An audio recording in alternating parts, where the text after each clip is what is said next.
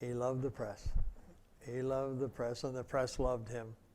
And nothing was dull when Punch was around.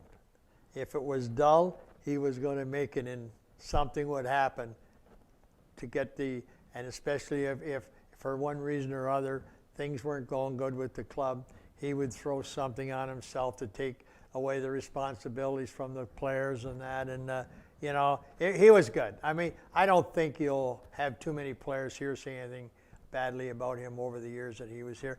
And you know, and unfortunately, in any business, there are things that have to be done, and he wasn't afraid to do them. He just did them, and that was that. He was a bit of an enigma. He could be very, very gruff and hard-nosed, but underneath it all, I think he had a heart of gold. He cared for his players a lot. He helped me in a couple of situations which were being, you know, certain situations arranging financing for a home purchase and even those little things. He is a very loyal guy. If Punch Imlach told you something, you never needed a contract. But don't cross him. He wasn't a direct communicator to the players. He was more of a taskmaster.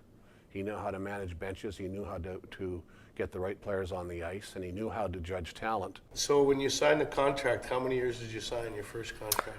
Well, I signed for 2 years, yeah. And well, the money. Big money, right? Well, the money at that time was not like today, but most of the players were making something like $7,500 a year, yeah. And I was making Unreal. 20, so for my first year, and I was 20,000, and I had a $30,000 bonuses for signing with the Sabres, and Imlach didn't want to give me 30. He gave me 20 in the first year and 10 in the second year. So.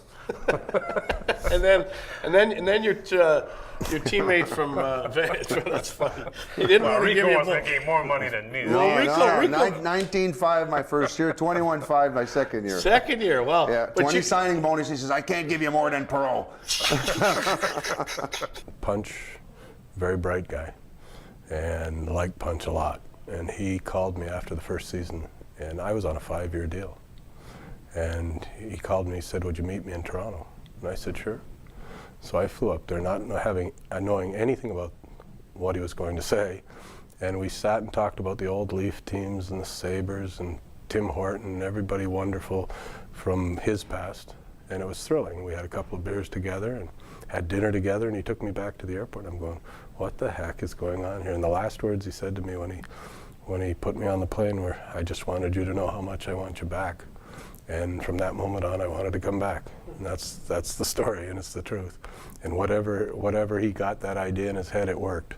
Because from that point on, I wanted to go back to Buffalo for sure.